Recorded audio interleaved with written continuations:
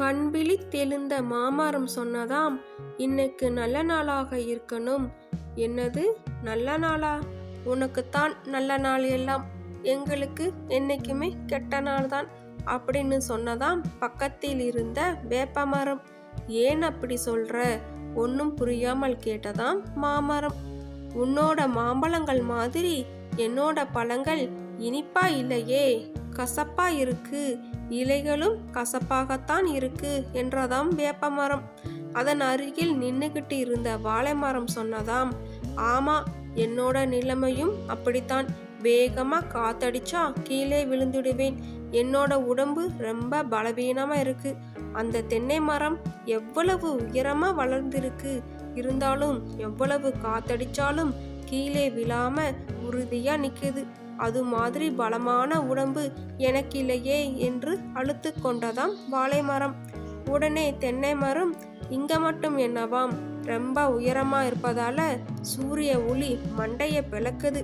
வேப்ப மரத்தை மாதிரி மற்றவங்களுக்கு என்னால் நிழல் கொடுக்க முடியலையே என தன்னிடம் உள்ள குறையை சொன்னதாம் தென்னை மரம். நீங்க எல்லோரும் உங்ககிட்ட இருக்கிற குறைகளை மட்டுமே பெருசா சொல்றீங்க. அப்படி பேச ஆரம்பிப்பதற்குள் 4 நண்பர்கள், ராமு, சோமு, வேலு, ஹரி, இந்த 4 நண்பர்கள் மரங்கள் நிறைந்த தோட்டத்திற்கு வந்தார்கள். இங்கே நல்ல நிழல் இருக்கு, இங்கேயே உட்காரலாம் என்றான் ஹரி. அங்கே வேண்டாம், இங்க பாரு, வேப்ப மரம் இருக்கு, வேப்ப மர நிழல்ல படுத்தா குழு குழுன்னு காத்தடிக்கும், உடம்புக்கு நல்லது என்றான் சோமு. மற்ற மூவரும் சரி என்று 4 பேரும் வேப்பமர நிழலில் ஓய்வெடுத்தார்கள். கொஞ்ச நேரத்துக்கு அப்புறமா அந்த 4 நண்பர்களுக்கு பசி எடுத்தது. ராமு மாமரத்தில் ஏறி மாம்பழங்களை பறித்து போட்டான். அதை ஹரி சேகரித்து வைத்தான். வாழை மரத்தில் இருந்து வாழைப்பழங்களை பறித்தான் சோமு. அனைவரும் வேப்பமர நிழலுக்கு வந்தார்கள். பசிக்கு உணவு கிடைச்சாச்சு, தாகத்திற்கு தண்ணீர் என கேட்டான் ஹரி. பக்கத்தில் ஏதாவது குளம் இருக்கா பாரு என்றார்கள். ஹரி சுற்றிலும் பார்த்தான். மாமரத்துக்கு பின்னாடி நீர் நிறைந்த சிறிய குட்டை இருப்பதை பார்த்து அதன் அருகில் சென்று பார்த்தான். இந்த தண்ணியை குடிக்க முடியாது, கை கால் கழுவிக்கலாம் என்றான் ஹரி. நீரை விட சுவையான தண்ணீர் இருக்கு என்று தென்னை மரத்தை காட்டி, எனக்குத்தான் மரம் ஏற தெரியும் என்றான் வேலு. சிறிய கயிற்றை வளையமாக கால்களில் கட்டி கொண்டு விறுவிறுவென தென்னை மரத்தில் ஏறி இடுப்பில் சொருகி இருந்த அரிவாளால் இளநீரை வெட்டி போட்டான் வேலு. ஆளுக்கு 2 இளநீர் கிடைத்தது.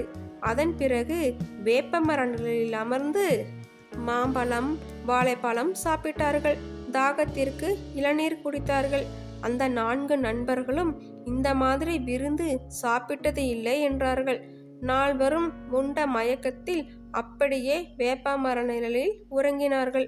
அந்த 4 நண்பர்கள் தூங்கிய பின் மாமரம் பேச ஆரம்பித்தது. பார்த்தீர்களா, என்னுடைய மாம்பழங்கள் சாப்பிட்டார்கள் என்றது மாமரம். உடனே பக்கத்தில் இருந்த வாழைமரம், என்னுடைய வாழைப்பழமும் தான் சாப்பிட்டார்கள் என்று சொன்னது. உடனே வேப்பமரம், என்னுடைய நிழலில்தான் ஓய்வெடுக்கிறார்கள் என்றது. உயர்ந்து நின்ற தென்னை மரம், என்னுடைய இளநீர் குடித்துதான் தாகம் தீர்த்தது என்றது. இந்த 4 நண்பர்களும் நம்ம கிட்ட என்ன நிறைகள் இருக்குன்னு உணர்த்திட்டாங்க. நம்ம கிட்ட என்ன நிறைகளும் திறமைகளும் இருக்கோ அதை நினைச்சு பெருமைப்படணும். அதை வச்சு வாழ்க்கையில் முன்னேறணும். நாம ஒவ்வொருத்தரும் ஏதோ ஒரு வகையில் பிறருக்கு பயனுள்ளதாகத்தான் பிறந்திருக்கிறோம். நம்ம வாழ்க்கையும் அப்படித்தான் அமைஞ்சிருக்கு. நாம அதை தெரிஞ்சிக்காம மற்றவங்களை பார்த்து அது என்கிட்ட இல்லை, இது என்கிட்ட இல்லையேன்னு நினைச்சு வருத்தப்படுகிறோம், பொறாமைப்படுகிறோம்.